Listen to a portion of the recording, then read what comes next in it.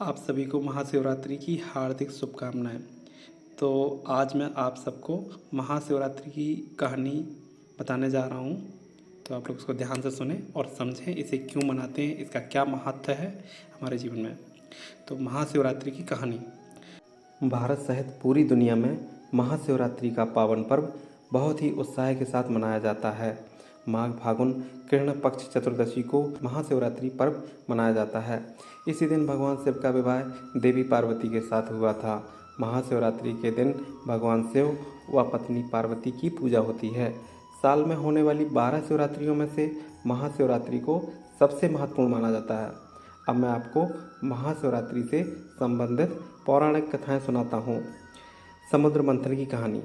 समुद्र मंथन के दौरान अमरता देने वाला अमृत प्राप्त हुआ था, लेकिन इसके साथ ही हलाहल नामक विष भी पैदा हुआ था।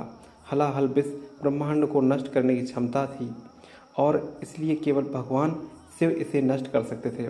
भगवान शिव ने हलाहल नामक विष को अपने कंठ में रख लिया। विष इतना शक्तिशाली था कि भगवान शिव भी दर्द से पीड़ित हो उठे और उनका गला बहुत नीला हो गया था। इसी कारण भगवान शिव नीलकंठ के नाम से प्रसिद्ध हैं। उपचार के लिए शिक्षकों ने देवताओं को भगवान शिव को रात भर जगाते रहने की सलाह दी। इस प्रकार भगवान शिव के चिंतन में एक सतर्कता रखी। शिव का आनंद लेने और जागने के लिए देवताओं ने अलग अलग नृत्य और संगीत बजाए। जैसे सुबह ही उनकी भक्ति से प्रसन्न भगवान शिव ने उन सभी को आशीर्वाद दिया। शिवरात्रि इस घटना का उत्सव है जिससे शिव ने दुनिया को बचाया। तब से इस दिन भक्त उपवास करते हैं। शिकारी की कहानी। एक बार पार्वती जी ने भगवान शिव शंकर से पूछा, ऐसा कौन सा श्रेष्ठ तथा सरल व्रत पूजन है जिससे मृत्यु लोक के प्राणी आपकी कृपा सहज ही प्राप्त कर लेते हैं। उत्तर में शिव जी ने पार्वती को शिवरात्रि के व्रत का विधान बताकर यह कथा सुनाई।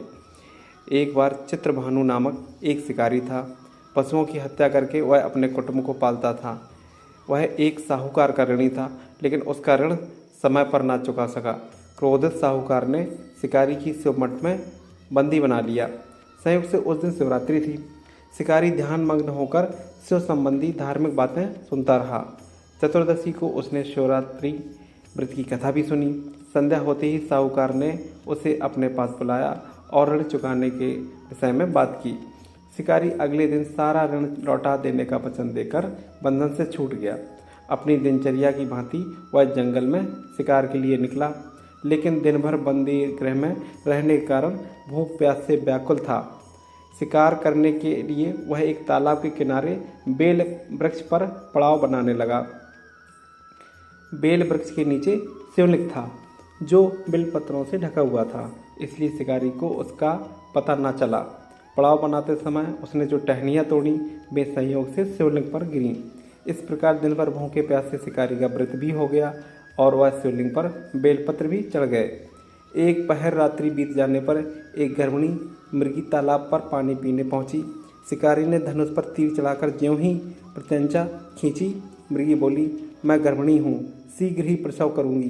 तुम एक साथ 2 जीवों की हत्या करोगे, जो ठीक नहीं है। मैं बच्चे को जन्म देकर शीघ्र ही तुम्हारे समक्ष प्रस्तुत हो जाऊंगी, तब मार लेना। शिकारी ने प्रत्यंचा ढीली कर दी और मृगी जंगली झाड़ियों में लुप्त हो गई। कुछ ही देर बाद एक और मृगी उधर से निकली। शिकारी की प्रसन्नता का ठिकाना न रहा। समीप आने पर उसने धनुष पर बाण चढ़ाया।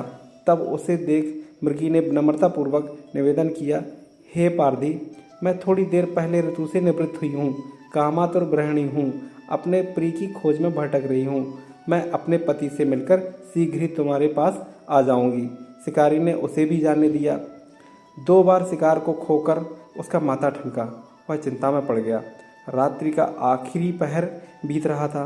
तभी एक अन्य मृगी अपने बच्चों के साथ उधर से निकली। शिकारी के लिए यह स्वर्णिम अवसर था। उसने धनुष पर तीर चढ़ाने में देर नहीं लगाई। वह तीर छोड़ने ही वाला था कि मृगी बोली, हे पारधी, मैं इन बच्चों को इनके पिता के हवाले करके लौट आऊँगी। इस समय मुझे जाने दो। शिकारी हंसा और बोला, सामने आए शिकार को छोड़ दूँ? मैं ऐसा मूर्ख नहीं। इससे पहले मैं 2 बार अपना शिकार खो चुका हूँ। मेरे बच्चे भूख प्यास से तड़प रहे होंगे। उत्तर में मृगी ने फिर कहा, जैसे तुम्हें अपने बच्चों की ममता सता रही है, ठीक वैसे ही मुझे भी। इसलिए सिर्फ बच्चों के नाम पर मैं थोड़ी देर के लिए जीवन दान मांग रही हूँ। हे पारधी, मेरा विश्वास करो, मैं बच्चों को इनके पिता के पास छोड़कर तुरंत लौटने की प्रतिज्ञा करती हूँ। मृगी के दीन स्वर में प्रार्थना सुनकर शिकारी को उस पर दया आ गई। उसने उस मृगी को भी जाने दिया।